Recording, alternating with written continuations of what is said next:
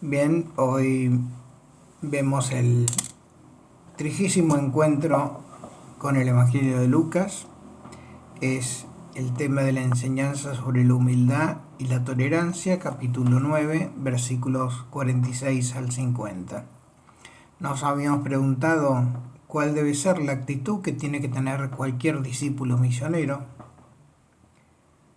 y qué es lo que aleja al hombre de Dios como puntos esenciales. Como podemos observar, las enseñanzas del Señor sobre la cruz y la muerte fueron muy difíciles de asimilar por los discípulos. Ellos seguían pensando con parámetros mundanos, es decir, el orden de la prelación es cuestión de vida y muerte, vida o muerte.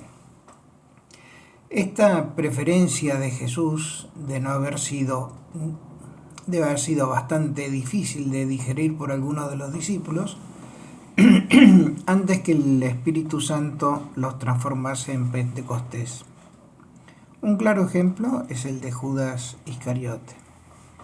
Y otro tanto debe haber sucedido con la elección de los 12 respecto al grupo más amplio que acompañaba habitualmente a Jesús, en el que se incluían además varias mujeres y otros hombres que solo aparecen en algunas circunstancias, como es el caso de los discípulos de Maús. Las discusiones no tuvieron lugar delante del Señor, sino a las espaldas de éste. Por eso Lucas alude a que Jesús lo sabía porque conocía lo que pensaban en su corazón. Jesús nos conoce mejor que nosotros nos conocemos a nosotros mismos. Conoce nuestros dones porque es Él mismo el que nos los ha dado y nos ha sembrado en nuestro corazón. Es mucho lo que ordinariamente tolera y aguarda que decidamos cambiar sobre este tema.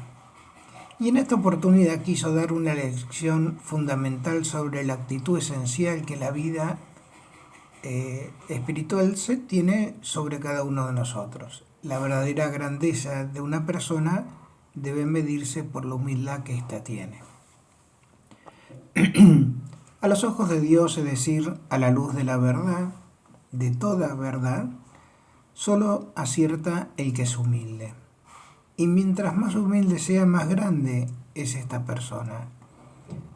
Y por el contrario, mientras menos humilde, más pobre será. Y el que carece de toda humildad es digno de la mayor compasión. Y Jesús da esta lección de un modo distinto, podríamos decir maravilloso. Tomó para eso un niño, lo puso delante de sí y le dijo: el que recibe a este niño en mi nombre me recibe a mí. ¿Qué significa esto? Indudablemente considerarlo representante o mensajero de Jesús. Y este niño que Jesús presenta a los discípulos no representa a un simple niño pequeño en edad, sino a cualquier persona que posea las cualidades que no tiene o no se dan en un simple niño. Un niño es alguien que no tiene experiencia, aún no conoce las cosas de la vida, no tiene un discernimiento suficientemente desarrollado como para poder elaborar sus propios pensamientos. Es decir, alguien que aparentemente a los ojos del hombre es débil, sin fuerzas, necesita protección. Jesús lo equipara al tonto, al adulto necio, al ignorante, al que es iletrado, al que no ha tenido todavía los suficientes estudios, no tiene influencia, no tiene dinero, no tiene poder, es todavía débil, temeroso y frágil. Y que Dios quiera servirse de tales personas como mensajeros y representantes es algo que para cualquiera de nosotros es incomprensible. Y sin embargo, esta es la manera que Dios revoluciona los parámetros humanos. Con estas palabras Jesús decía a los discípulos que Él se haría anunciar a los hombres por medio de balbuciantes y frágiles misioneros. y que solo quien recibiera a estos mensajeros como si del mismo Señor se tratase, lo estaría recibiendo a Él, y solo quien lo recibe a Él de manos y boca de este mensajero recibe al Padre, porque anuncia a quien ha sido enviado. Al decir esto, está diciendo que muchos de ellos, la mayoría, los había elegido entre pobres, frágiles e ignorantes, y que de todos esperaba se hiciesen en su corazón pobres, frágiles, ignorantes, es decir, humildes. La única grandeza es el saberse ignorantes como un niño, porque de hecho todos lo somos ante los ojos de Dios. Todo lo que conoce el más sabio es la verdadera fuerza en que está en reconocernos fuertes porque nos apoyamos en Dios que nos sostiene. Y sin esta ayuda no podríamos hacer absolutamente nada. Todo lo que puede humanamente el más fuerte es de extrema debilidad, como nos demuestra nuestra suprema impotencia ante el culmen de la vida, ante la muerte. Lucas relata que es Juan quien se dirige a Jesús para decirle que han visto a un exorcista que usaba el nombre de Jesús para expulsar demonios. Expulsaba demonios en tu nombre. Porque la fama de Jesús como exorcista se debería haber extendido rápidamente, incluso la de sus discípulos durante su misión, que acabamos de ver hace poquito, en la que entre otras cosas expulsaban demonios en nombre de Jesús. Quizás esto explique que este personaje desconocido también invocara el nombre y la autoridad de Jesús para hacerlo. Y estamos entonces ante la más antigua manifestación del poder singular que tiene el nombre de Dios. Si la mera invocación por parte de quien no ama a Jesús es tan eficaz, ¿cuánto más lo será de parte de quien lo lleva no solamente en su boca, sino también en su corazón? Los discípulos, llevados de un celo excesivo y con mucha autonomía, intentan impedírselo, creyendo que solo obran correctamente y que su actitud iba a ser aprobada y elogiada por Jesús. Y el motivo que aducen es simplemente que aquel no está con nosotros. Los discípulos de Jesús pensaban que el uso del nombre de Jesús era un derecho exclusivo de sus discípulos. Y las palabras de Cristo deben de haberlos desconcertado terriblemente, ya que lo que menos esperaban es que defendiese a este usurpador de los derechos exclusivos de sus seguidores, y Jesús les dice: no se lo impidan. No dice que éste está obrando correctamente, simplemente dice que no entorpezcan lo que hace. Y añade una razón que es singular y de peso: quien no está contra ustedes, está con ustedes. En Marcos encontramos una sentencia similar, pero con un pronombre en primera persona. Quien no está contra nosotros, está a nuestro favor. En la primera se refiere a los discípulos y en la segunda incluye a Cristo con ellos.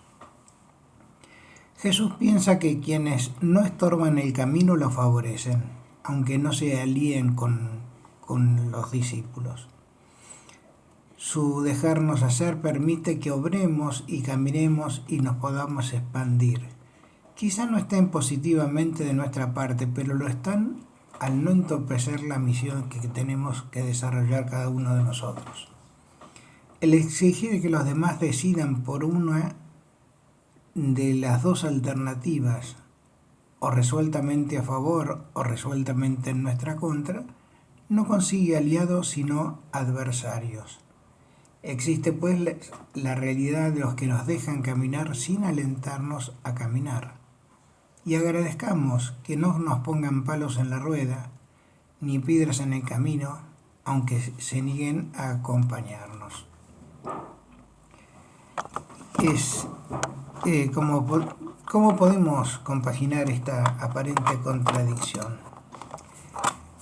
Es que no sé si realmente la hay. Lo que tendríamos que ver es si esta expresión no parece que deba ser contrastada con otra que trae el mismo Lucas más adelante y que a primera vista dice lo contrario. ¿Cómo podemos compaginar esta contradicción? Lucas, tan cuidadoso, habría notado esa contradicción si no fuera patente para él que las diferencias entre una y otra no serán contradictorias. Y la explicación consiste en la diferencia de los contextos en los cuales se le dice. La primera hace referencia a la actitud de los hombres ante el operador y el accionar de la Iglesia, es decir, la actitud respecto de la libertad de acción de la Iglesia. Quien no les impide la predicación ni los persigue, en el fondo los favorece. Al hacer lo mismo que hacen los apóstoles, este exorcista solitario que invoca el nombre de Jesús no les impide a ellos continuar con la misión. No importa en este sentido cuáles motivos son los que lo mueven. Por eso dirá más tarde San Pablo a los filipenses, hablando de predicadores que actuaban fuera de la autoridad del apóstol, decía: en todo caso, como quiera que sea, por hipocresía o por sinceridad, Cristo es anunciado y de esto me alegro.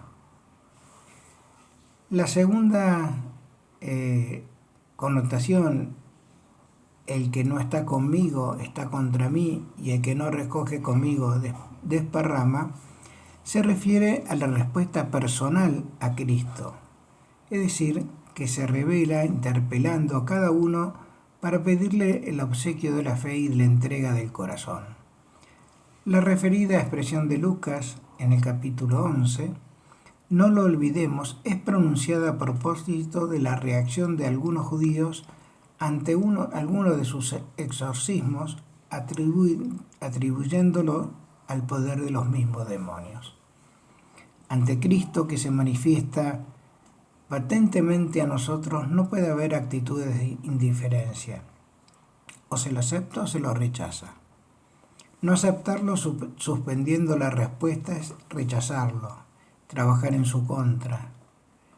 Si se está por el camino equivocado, siempre se estará en contra de Cristo y se desparrama lo que Él con tanto dolor ha recogido para nuestra salvación. No se puede ser buena persona para con Jesús y vivir en pecado, aunque éste haya comenzado por una debilidad de la carne y no por la malicia del espíritu. Pero en relación con Jesús, eso es lo que tenemos que verificar. Por eso Pablo dice que cuando éramos enemigos, Cristo murió por nosotros. Todo pecador, incluso el que juzgamos como una persona de buena voluntad, es enemigo de Cristo. Porque todo pecado mortal es un rechazo a la redención y a la crucifixión de Cristo, es decir, a la pasión, a su muerte y a su resurrección. Espero que esto les ayude también a ampliar lo que han meditado sobre este pasaje en este 30º encuentro.